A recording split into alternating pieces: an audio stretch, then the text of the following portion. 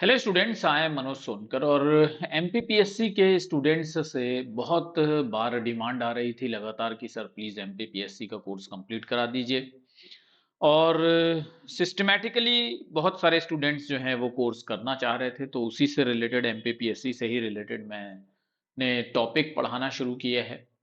तो students, next जो topics हैं वो लगातार आते रहें, इसके लिए आप लोगों को भी मेरी बहुत सारी मदद करनी होगी, क्योंकि ये काम मैं सिर्फ आप लोगों के लिए कर रहा हूँ। और अगर इसके व्यूज़ अच्छे आते हैं तो फिर आगे हम लोग जो है एमपीपीएससी के लिए कंटिन्यू करेंगे। और एक बहुत इम्पोर्टेंट बात है कि ये टॉपिक, क्योंकि मैंने ऐसा बोला था कि मैं आज से स्टार्ट कर दूंगा, तो कुछ थोड़ा मैं बिजी रहा आज, मैं उस लेवल पे वर्क नहीं कर पाया हूँ, लेकिन फिर भी सोशियोलॉजिकल पर्सपेक्टिव आप लोगों को एक टॉपिक है असिस्टेंट प्रोफेसर के एग्जाम के सिलेबस में, तो वहां से शुरू कर रहे हैं। सबसे पहला टॉपिक है, क्योंकि नेचर ऑफ सोशियोलॉजी और डेफिनेशन ऑफ सोशियोलॉजी मैंने आप लोगों को पहले भी बहुत बार कवर कराया है। तो याद रखिएगा कि अगर आप लोग इसी तरह से पूरे सिस्टमैटिकली, मैं सोच रहा हूं कि ऑल्टरनेट डेज मैं क्लास चलाऊंगा और लगभग 2-3 महीने के अंदर पूरा कोर्स हम लोग कवर कर लेंगे। 6 जून के आसपास आपका एग्जाम होने वाला है। और मेरी उम्मीद है कि अगर हम जनवरी में, 1 जनवरी आज है, और अगर हम जनवरी फरवरी मार्च यानी 1 अप्रैल तक हम पूरा कोर्स कंप्लीट कर लेंगे, अगर आप लोगों का अच्छा सहयोग, अच्छा कोऑपरेशन मिलता है तो सबसे पहला पर्सपेक्टिव मैं आज आप लोगों के साथ डिस्कस करने वाला हूं, जो है कॉन्फ्लिक्ट पर्सपेक्टिव, यानी कि संघर्षवादी परिप्रेक्ष्य। बहुत इंपॉर्टेंट है और हर बार यहां से सवाल आते ही आते हैं। तो ये हिमाचल प्रदेश पीएससी का भी असिस्टेंट प्रोफेसर होने वाला है और एमपीपीएससी का असिस्टेंट प्रोफेसर का एग्जाम होने वाला है।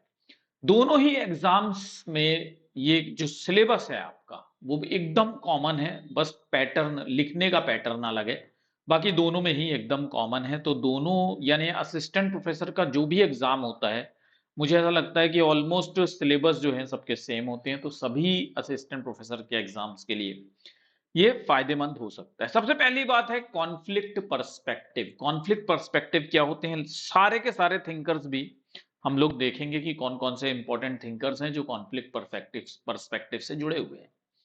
सबसे पहले समझ लीजिए कॉन्फ्लिक्ट का मतलब क्या होता है। कॉन्फ्लिक्ट का मतलब होता है संघर्ष।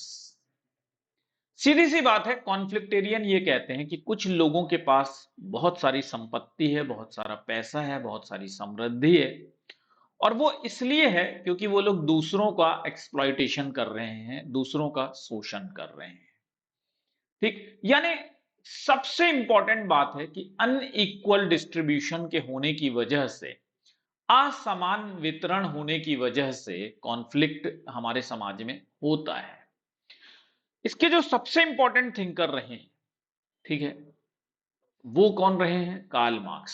सेकंड इंपॉर्टेंट पॉइंट याद रखिएगा कि इन इक्वेलिटी जो है वो अनइवन डिस्ट्रीब्यूशन ऑफ पावर की वजह से भी आती है। ठीक, सबसे पहली बात कि अनइक्वल डिस्ट्रीब्यूशन और अनइवन डिस्ट्रीब्यूशन, ठीक है, ये जो दो कारण होते हैं, कार्ल मार्क्स भी ये मानते हैं, कार्ल मार्क्स भी ये कहते हैं, इन्हीं की वजह से समाज में संघर्ष होता है और इन्हीं की वजह से समाज में क्लासेस नजर आती हैं, यानी कि वर्ग नजर आते हैं। ठीक है, कार्ल मार्क्स कहते हैं कि पूरा का पूरा समाज जो है वो दो भाग में डिवाइडेड है, दो भाग में विभाजित है। एक वो लोग होते हैं जो कि जिनका कि शोषण होता है, और एक वो लोग होते हैं जिनका जो कि शोषण करते हैं। जो शोषण करते हैं वो क्या कहलाते हैं? वो कहलाते हैं हैव्स। ठीक, और जिनका शोषण होता है वो क्या कहलाते हैं? Have nots. यानी जो हैव नॉट होते हैं ये होते हैं सर्वहारा, और जो ये हैव होते हैं ये होते हैं पूंजीपति।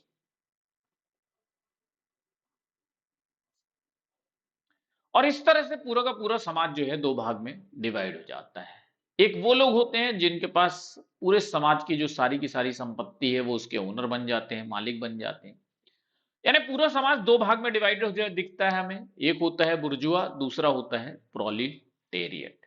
याद रखिएगा, कार्ल मार्क्स के अनुसार संपत्ति या पूंजी स्वामित्व, पूंजी स्वामित्व पूंजीपति वर्ग को जन्म देती है, और सर्वहारा वर्ग के श्रमिक होते हैं जिनके पास, जिनके श्रम का शोषण करते हैं ये पूंजीपति वर्ग, ठीक है, और अपने आप को सत्ता में बनाए रखने का काम करते हैं। In political term, this was translated into conflict between the haves and the have not. सबसे पहली बार हैव और हैव नॉट का कॉन्सेप्ट कार्ल मार्क्स ने अपनी कौन सी किताब में दिया है? तो कम्युनिस्ट मैनिफेस्टो में इन्होंने डिस्कस किया था। याद रखिएगा कि ये जो राजनीतिक दृष्टि से अमीरों और वंचित, हैव और हैव नॉट के बीच में जो संघर्ष का सिद्धांत है, ये इन्होंने अपनी किताब कम्युनिस्ट घोषणा पत्र में दिया था सबसे पहली बार। याद रखिएगा। और कार्ल मार्क्स की थ्योरी को हम थ्योरी ऑफ इवोल्यूशन भी कहते हैं, लेकिन थ्योरी ऑफ इवोल्यूशन कैसे, उद्विकासवादी सिद्धांत कैसे है?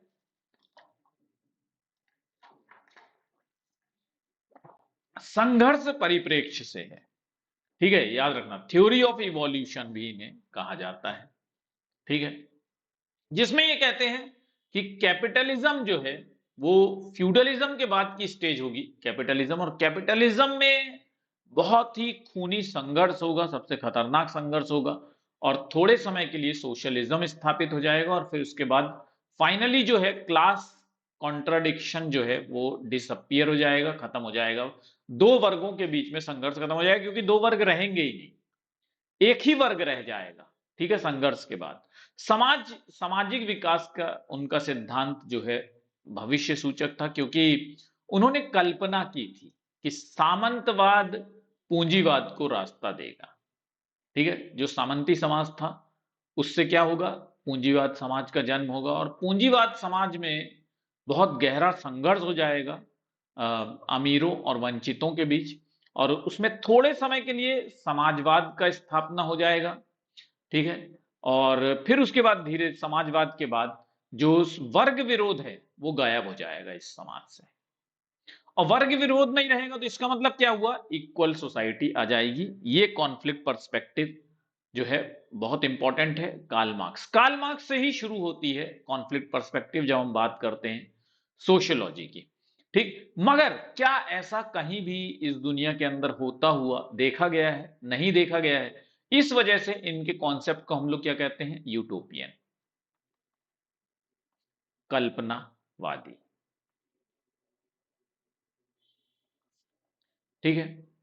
तो इनकी थ्योरी को क्या कहा जाता है, पॉलिटिकली इनकरेक्ट कहा जाता है। इनके सिद्धांत को राजनीतिक रूप से गलत कहा जाता है। क्यों? क्योंकि कहीं पर भी इस तरह की स्टेज जो है वो देखने में हमको नहीं मिली है, कि पूरे दुनिया के अंदर कहीं पर भी इस तरह का जो स्टेज है, कम्युनिज्म का स्टेज है, वो आता हुआ नहीं दिखा है। इसलिए उसे काल्पनिक या स्वप्नदर्शी हम लोग कहते हैं, ठीक है स्टूडेंट्स। चलिए, नेक्स्ट जो इंपॉर्टेंट थिंकर हैं कॉन्फ्लिक्ट थ्योरी के, क्लासिकल कॉन्फ्लिक्ट थ्योरी के, वो है लिवाइस कोजर।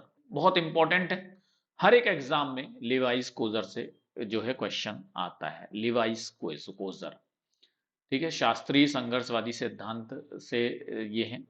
और कोजर जो है ज्यादा क्लोज किसके हैं, जॉर्ज सिमिल के, ठीक है, जॉर्ज सिमिल के ये क्लोज हैं, ये जॉर्ज सिमिल का अनुसरण करते हैं।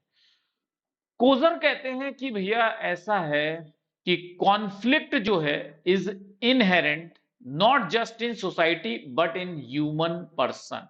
ये कहते हैं कि जो संघर्ष है ना वो केवल समाज में नहीं बल्कि मानव जो चरित्र होता है उसमें भी देखने के लिए मिलता है। याद रखिएगा, किसने कहा है कि मानव चरित्र के अंदर ही संघर्ष जो है वो पाए जाते हैं, केवल समाज में नहीं बल्कि ह्यूमन पर्सनैलिटी में भी संघर्ष पाया जाता है। ये इंस्टिंक्टियल बिहेवियर है, यानी ये जन्म से होता है एक इंसान के अंदर, ठीक है, मनुष्य के रूप में हमारे सहज व्यवहार में पाया जाता है, ठीक, याद रखना। तो ये कहते हैं कि दो तरह के इन्होंने कॉन्सेप्ट दिए हैं, एक है एब्सोल्यूट डेप्रिवेशन और दूसरा है रिलेटिव डेप्रिवेशन, ठीक है, निरपेक्ष और सापेक्ष वंचन, इन्होंने दो कॉन्सेप्ट दिया है ये चीज समझाने के लिए। और याद रखिएगा, ये कहते हैं कि जन्म से ही इंसान के अंदर क्या होता है, संघर्ष निहित होता है। ठीक, मतलब ये जैविक रूप से हमारे अंदर होता है। एब्सोल्यूट डेप्रिवेशन क्या होता है भैया? एब्सोल्यूट डेप्रिवेशन वो होता है, यानी कि पूर्ण अभाव। एक ऐसी स्थिति होती है, ऐसा कंडीशन होता है जहां पे कि जो बुनियादी जरूरतें होती हैं इंसान की, वो भी वो पूरा करने में सक्षम नहीं हो पाता है। When a human group is subject to utter lack of resources, उसके पास जो सर्वाइवल के लिए हमारी जरूरत है, बेयरली एबल टू सर्वाइव, जो चीजें हमारे सर्वाइवल के लिए जरूरी हैं वो भी उसको नहीं मिल पाती हैं, उसको हम क्या कहते हैं? एब्सोल्यूट डेप्रिवेशन कहते हैं। उसको हम पूर्ण अभाव कहते हैं, जहां पर कि वो अपनी बुनियादी संसाधन भी उसके पास नहीं होते हैं, जो कि जीवित रहने के लिए जरूरी होते हैं। ठीक है, तो वो जब नहीं हो पाते हैं तो उसको क्या कहा जाता है? उसको कहा जाता है एब्सोल्यूट डेप्रिवेशन। सेकंड जो इनका कॉन्सेप्ट है वो है रिलेटिव डेप्रिवेशन। रिलेटिव, सापेक्ष वंचन या सापेक्ष अभाव। रिलेटिव डेप्रिवेशन क्या होता है? रिलेटिव डेप्रिवेशन में क्या होता है कि भैया बुनियादी जरूरतें तो वो पूरी कर लेता है, लेकिन दूसरों को जब वो देखता है तो वो समझता है कि यार अंबानी के पास तो इतना पैसा है और हमारे पास कुछ भी नहीं है। तो क्या होता है कि वेरी स्टार्क डिस्पैरिटी जो है वो देखने के लिए मिलती है between rich and the ordinary people. जो रिच होते हैं उनके पास बहुत सारा पैसा होता है और ऑर्डिनरी पीपल के पास कुछ भी नहीं होता है। तो क्या होता है कि ऑर्डिनरी पीपल जो होते हैं वो रिच पीपल को देख कर, भाई देखो ऐसा है, खाने पीने की कमी नहीं होती है रिलेटिव डेप्रिवेशन में, खाना पीना बहुत अच्छी तरह से मिल जाता है, कोई भूखा नहीं मर रहा होता है यहाँ पर। लेकिन वो अमीरों को देखते हैं और वो उन्हें लगता है कि यार ये जो अमीर लोग हैं, ये कितने अमीर हैं और इनके पास कितना सारा पैसा है, और एक बहुत बड़ी असमानता वो देख रहे होते हैं। भले ही उनके पास खाने पीने के लिए सब कुछ होता है, लेकिन उस तरह का मटेरियल नहीं होता है, उस तरह की भौतिक वस्तुएं नहीं होती हैं जिस तरह के अमीरों के पास भौतिक वस्तुएं होती हैं। उनके बीच में बहुत बड़ी खाई होती है, उसी को रिलेटिव डेप्रिवेशन कहा है। लिवाइस कोजर ने, याद रखिएगा, लिवाइस कोजर जो है बहुत इंपॉर्टेंट थिंकर हैं, क्योंकि इन्होंने कॉन्फ्लिक्ट का भी फंक्शनल एस्पेक्ट दिया है। मतलब कोजर ने जब अपने संघर्ष को समझाया है तो उन्होंने बोला कि उसके कार्यात्मक प्रकार्यात्मक पहलू भी होते हैं। प्रकार्यात्मक पहलू कौन से होते हैं? आपने देखा होगा जब भी कहीं पर संघर्ष होता है, जब एक्सटर्नल कॉन्फ्लिक्ट आता है हमारे देश के ऊपर, तो इंटरनली सारे लोग क्या हो जाते हैं? यूनाइट हो जाते हैं। तो ये कहते हैं कि ये फंक्शनल एस्पेक्ट है, ये प्रकार्यात्मक एस्पेक्ट है संघर्ष का। इन्होंने क्लासिफाई किया है कॉन्फ्लिक्ट इन टू टाइप्स। एक को कहा है conflict that is internal to the group and other is conflict which is external to the group. ये कहते हैं कि इंटरनल ग्रुप के अंदर भी कॉन्फ्लिक्ट होते हैं, when two potentially hostile group live in close proximity to each other, like whites and blacks in USA or Hindu and Muslim in India, Protestant and Catholics in Great Britain, there is likelihood of small scale frequent skirmish between them। तो हमेशा क्या होता है, जब दो विपरीत हित वाले लोग एक साथ रहते हैं, दो ऑपोजिट इंटरेस्ट वाले लोग एक साथ रहते हैं, आसपास रहते हैं, तो उनके बीच में कॉन्फ्लिक्ट होता है। इसको क्या कहते हैं? इसको इंटरनल कॉन्फ्लिक्ट कहते हैं। दूसरा देश आकर के आपके ऊपर हमला नहीं कर रहा, ठीक है? तो संघर्ष जो कि आंतरिक समूह के लिए आंतरिक होता है, ज्यादातर कम तीव्र होता है। उसमें इस तरह की लड़ाई नहीं होती है जैसे कि बम फेंक दिया, मिसाइल मार दिया, ये सब नहीं होता है उसमें।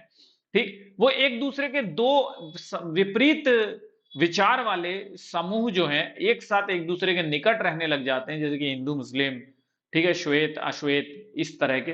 तो उनके बीच में जैसे कास्ट में भी जो है थोड़ा बहुत हम देख सकते हैं। नेक्स्ट है एक्सटर्नल कॉन्फ्लिक्ट। एक्सटर्नल कॉन्फ्लिक्ट मतलब बाहरी संघर्ष। बाहरी संघर्ष क्या होता है?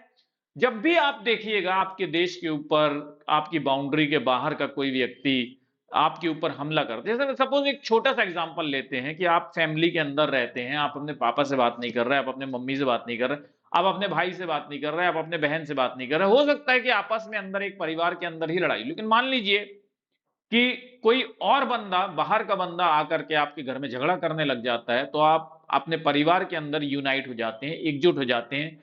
तो एक्सटर्नल कॉन्फ्लिक्ट्स ये कहते हैं, इंटरनल कोहेजन आ जाता है, आंतरिक सामंजस्य को बढ़ाता है, और इसलिए ये कहते हैं कि कॉन्फ्लिक्ट का भी एक फंक्शनलिस्ट रूप है। लिवाइस कोजर ने ये बात कही है। नेक्स्ट जो इंपॉर्टेंट थिंकर है कॉन्फ्लिक्ट पर्सपेक्टिव से, वो है दारेनड्रॉफ। दारेनड्रॉफ ने क्या कहा है? दारेनड्रॉफ ने, आपको याद होगा कि इंडस्ट्रियल लेवल पर इन्होंने कॉन्फ्लिक्ट का अध्ययन किया है। ठीक, ये ही was of the opinion that neither Marxism nor structural functionalist was adequate to explain modern industrial capitalist society.